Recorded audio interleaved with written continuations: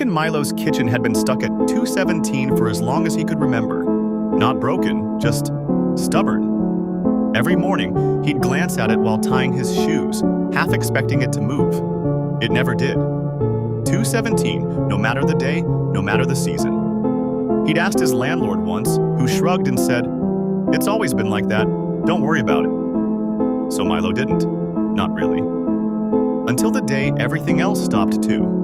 It began quietly. Milo was halfway through pouring coffee when the drip froze midair, tiny droplets suspended like glass beads. The hum of the fridge cut out. Outside the window, a bird hung motionless in the sky, wings stretched wide but unmoving. Milo blinked. "Okay," he said aloud, because silence felt heavier than fear. "That's new?" He stepped forward, watching the coffee droplets. One hovered inches from his mug. He reached out, nudged it, and it rolled slowly across the air like it was pushing through invisible syrup. Time hadn't stopped exactly. It had thickened. Then Milo noticed the clock. 2:17. For the first time, the second hand twitched, just a tiny movement, barely there. But it was enough. Milo stared. "You've got to be kidding me." The second hand ticked again, slow, effortful. Something about that tiny movement pulled him forward, like a thread tightening in his chest. He grabbed his jacket and stepped outside. The world was paused in fragments. A car halfway through a turn. Leaves suspended mid-fall. A woman laughing, her expression caught between breaths. And everything leaned toward one direction. Down the street. Milo followed. Each step felt easier, as if whatever held the world in place was loosening the closer he got. The air grew warmer, the colors sharper. And then he saw it. A small watch shop he'd passed 100 times but never entered. Today, its door was open. Inside, the ticking was deafening. Hundreds of clocks lined the walls.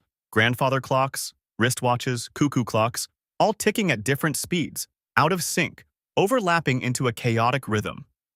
Behind the counter stood an old woman, adjusting a tiny gear with careful hands. "You're late," she said, without looking up. Milo laughed nervously. "I didn't know I had an appointment." "You've had it your whole life," she replied, finally meeting his eyes. "You just never noticed the invitation." He gestured back toward the frozen street. "Is this you?" "In a manner of speaking," she said. "Time is a system. Systems need maintenance, and sometimes replacements." Milo blinked.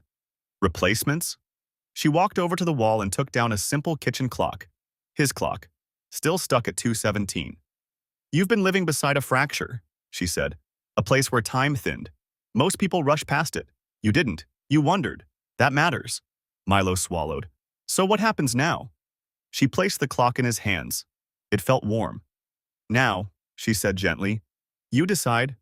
You can walk away. Everything resumes. You forget this ever happened." "And if I don't?" She smiled.